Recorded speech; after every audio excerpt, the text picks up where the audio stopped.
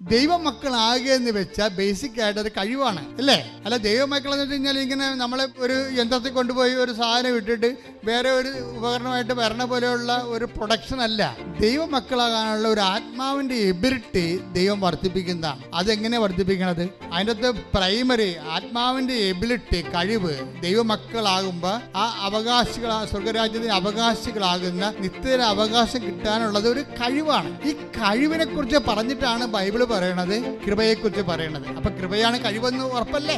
എന്താ പറയണത്? അവരുടെ നാമത്തിൽ വിശ്വസിക്കുന്നവർക്കെല്ലാം ദൈവമക്കളാണുള്ള കഴിവ് നൽകി. മോശ വഴി നിയമം ഉണ്ടായി, യേശുക്രിസ്തു വഴിയാകട്ടെ കൃപയും സത്യവും യേശുക്രിസ്തു വഴി ഉണ്ടായി. 1:17 എന്തുകൊണ്ടെന്നാൽ നിയമം മോശ വഴി നൽകപ്പെട്ടു, വചനം മോശ വഴി നൽകപ്പെട്ടു, കൃപയും സത്യവുമാകട്ടെ യേശുക്രിസ്തു വഴി ഉണ്ടായി.